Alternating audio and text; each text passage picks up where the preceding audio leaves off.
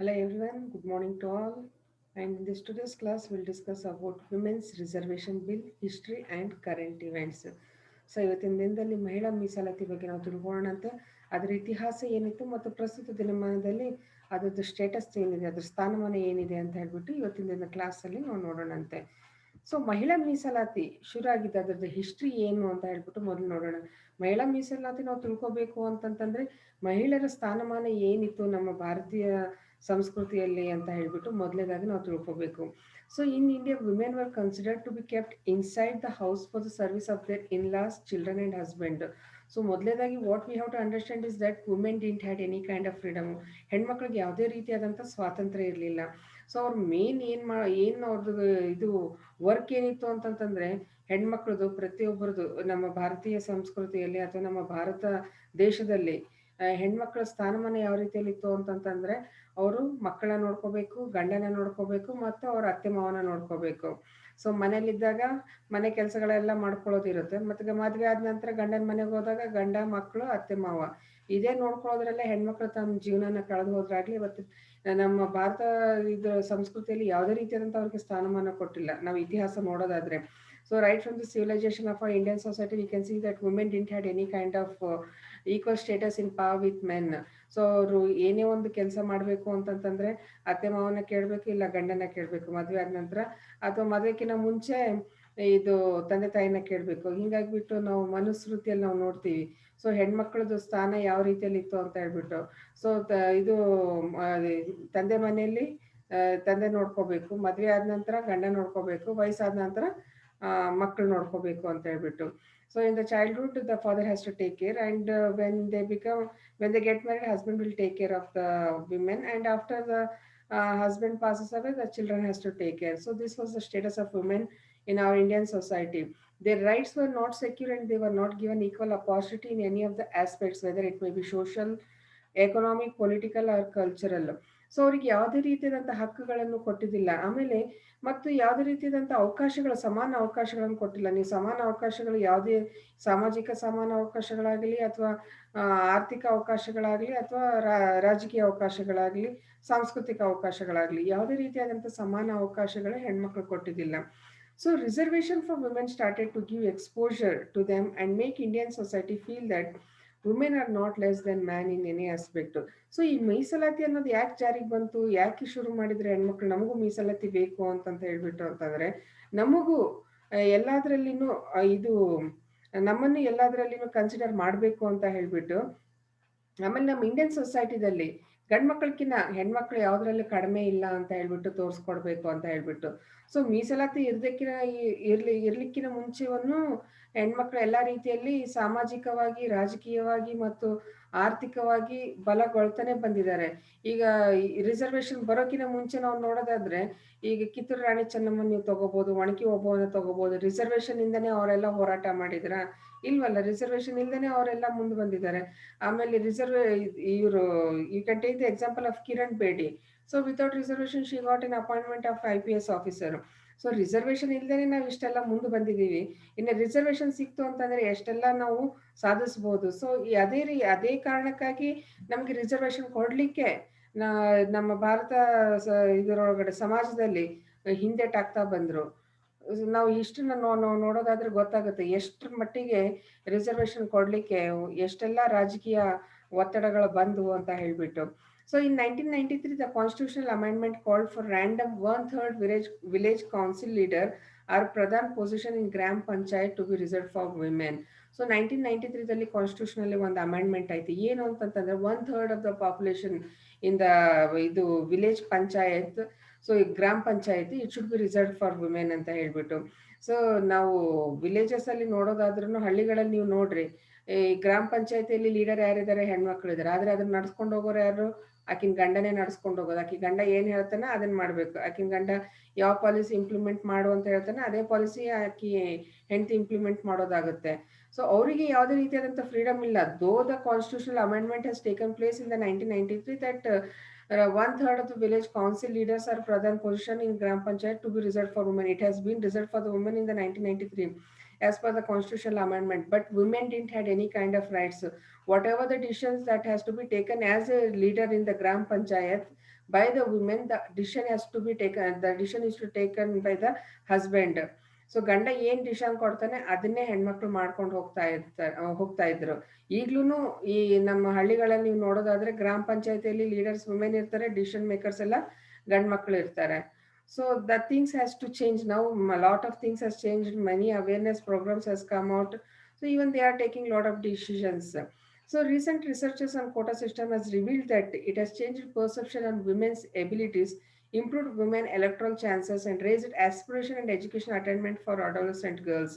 So ಇದನ್ನ ನಾವು ಸಂಶೋಧನೆ, ಈಗ ರೀಸೆಂಟ್ ಸಂಶೋಧನೆ ನಾವು ನೋಡೋದಾದ್ರೆ there are lot of things that has been changed.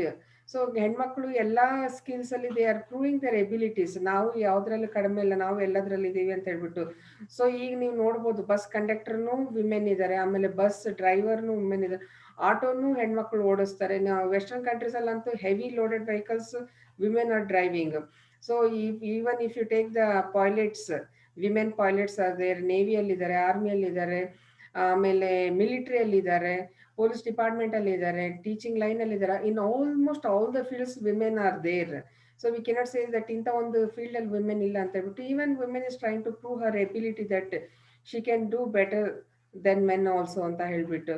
So even the electoral chances has been raised, and aspiration and education attainment is there for the adolescent girls. There is a long-term plan to extend this reservation to the parliament as well as the legislative assemblies. So the Women's Reservation Bill was passed by the Rajya Sabha on 9th March 2010 by a majority vote of 186 members in favor and 1 against. So ಇದು 9th March 2010 ನಲ್ಲಿ women's reservation bill pass ಆಯ್ತು ರಾಜ್ಯಸಭಾದಲ್ಲಿ. ಅದರಲ್ಲಿ 186 members ಎಲ್ಲರೂ vote ಮಾಡಿದ್ರು, ಅದರ ವಿರೋಧವಾಗಿ ಒಬ್ಬರು ಮಾತ್ರ ವೋಟ್ ಮಾಡಿದ್ರು. So as in March 2013, again in 2013, the Lok Sabha has not voted on the bill.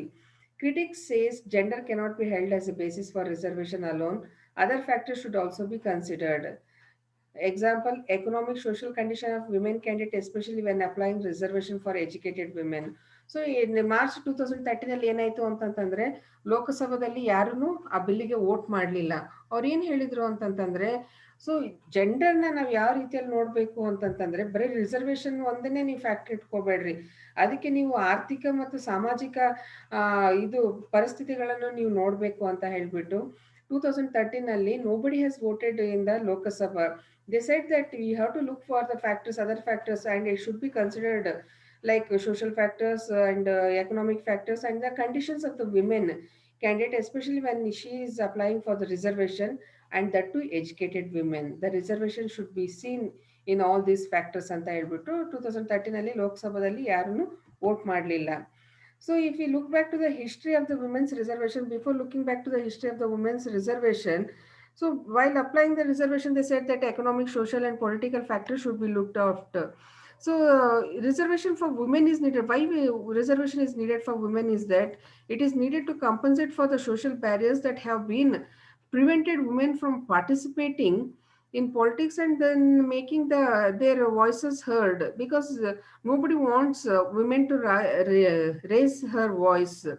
So it is of this opinion that this bill is a crucial affirmative, we can say that, we step up in the right direction of enhancing the participation of women in the state legislature also and parliament, and increasing what we can say that it is increasing its opportunities. We can say women is increasing her opportunities through her participation in everything. So that has become a very big hurdle for the men in this reservation policy. We can say that also in this one. Let us look back to the history of the women's reservation bill. So in the year 1996, Women Reservation Bill was introduced as the 81st Constitutional Amendment Bill by Devegowda government. So 1996 ಅಲ್ಲಿ Deve Gowda government ಇತ್ತು. So they made A constitutional amendment, A bill was introduced.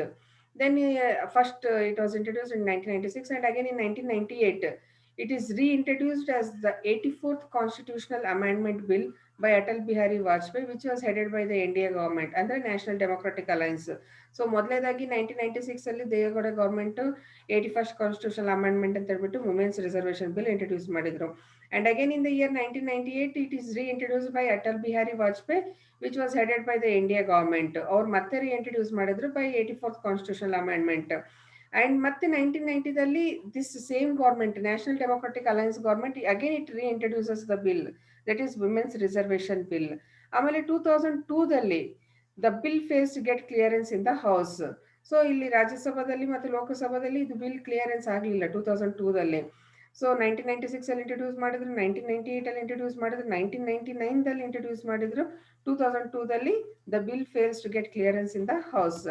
And again in the 2003 bill is introduced twice in the parliament. 2 ಸತಿ parliament ಅಲ್ಲಿ women's reservation bill ನ introduce ಮಾಡಿದ್ರು. ಈ women's reservation bill is only of reservation is only of the 33% that has been introduced. And in 2008 the UPA government, ಮುಂಚೆ India government was introduced, and next in 2008 UPA government it tables the bill in the Rajya Sabha to save from getting lapsed. So every now and then it was getting lapsed. So UPA government what it did is that it introduced the bill to save from getting lapsed. And in 2010, so 2010ರಲ್ಲಿ the cabinet clears the bill and the bill is passed by the Rajya Sabha also. So 2 houses ಅಲ್ಲಿ in both the houses it has got its bill clearance.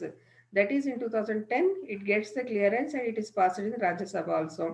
So now ನೋಡೋದಾದ್ರೆ it has got an 18 years journey. Women's reservation bill has got an 18 years journey, and it was marked by high drama and hit roadblocks in each of its outing in parliament before the historic measure cleared the first legislative hurdle in 2010. So ನಾವು ನೋಡೋದಾದ್ರೆ ಯಾವಾಗ್ಲಿಂದ ಅಂತಂತಂದ್ರೆ right from the 1996 ಇಂದ ಹಿಡಿದು 1998, 1999, 2002, 2003, 2008, 2010. So 96 ಇಂದ ಹಿಡಿದು 2010 along with the 1993 ದಲ್ಲಿ ಇದನ್ನ introduce one third of the majority for the women in the ಗ್ರಾಮ ಪಂಚಾಯತ್ಸ್. ಸೊ ಅಲ್ಲಿಂದ ಹಿಡಿದು ಇಲ್ಲಿ ತನಕ ನಾವು ನೋಡೋದು 18 years of journey. We can see that by the 2010 they marked and with a high drama saying that women's reservation bill has been introduced and it has cleared in both the houses. So sadly enough, a number of male parliamentaries over the years have opposed the passing of the bill, living in its current state. So now history nodadadre many women wanted the reservation, but many males they didn't allow for the reservation. They all started opposing right from the beginning of this women's reservation. So ಬಹಳ ಜನ ಗಂಡು ಮಕ್ಕಳಿಗೆ ಹೆಣ್ಮಕ್ಳಿಗೆ ಮೀಸಲಾತಿ ಕೊಡಬಾರ್ದು ಅಂತ ಹೇಳ್ಬಿಟ್ಟು ಪ್ರತಿ ಸರಿನೂ ಅವ್ರು ಅಪೋಸ್ ಮಾಡ್ಕೋತಾ ಬಂದ್ರು. But successful in 2010 the cabinet cleared. So this is the women's reservation bill. It's passed and history. So hope to see in the next class. I hope you understood what is the women's reservation bill. So ಈ ಒಂದು women's reservation bill ಅಲ್ಲಿ ಮಹಿಳಾ ಮೀಸಲಾತಿ ಇದ್ರದ್ದು ಇತಿಹಾಸ ಏನು ಮತ್ತು ಪ್ರಸ್ತುತ ದಿನಮಾನದಲ್ಲಿ ಇದರದ ಸ್ಥಾನಮಾನ ಏನಿದೆ ಅಂತ ಹೇಳ್ಬಿಟ್ಟು ತಿಳ್ಕೊಳ್ಳೋದು ಮುಖ್ಯ ಆಗಿತ್ತು. ಸೊ ಇದರದ ಇತಿಹಾಸ ರೈಟ್ ಫ್ರಮ್ ದಿಸ್ 1993 ಅಮೆಂಡ್ಮೆಂಟ್ ಇಂದ ಹಿಡಿದ್ಬಿಟ್ಟು ಎಲ್ಲಿ 1/3 of the majority should be given for the village panchayat ಅಲ್ಲಿಂದ ಹಿಡ್ಕೊಂಡ್ಬಿಟ್ಟು 1996 ಅಲ್ಲಿ ಏನ್ ಬಿಲ್ ಇಂಟ್ರೊಡ್ಯೂಸ್ ಮಾಡಿದ್ರು, ಇಂಡಿಯಾ ಗೌರ್ಮೆಂಟ್ ಏನ್ ಇಂಟ್ರೊಡ್ಯೂಸ್ ಮಾಡಿದ್ರು, ಅಗೇನ್ 1993ದಲ್ಲಿ, 1996 ಅಲ್ಲಿ, 1999ನಲ್ಲಿ, ಆಮೇಲೆ 2002ದಲ್ಲಿ, ಆಮೇಲೆ 2003ದಲ್ಲಿ, 2008, 2010 ಇವಿಷ್ಟನ್ನ ಮೇನ್ ನಾವು ನೆನ್ಪಿಟ್ಕೋಬೇಕು. So hope you have understood what is the women's reservation bill, its history and current status. Thank you. Have a good day.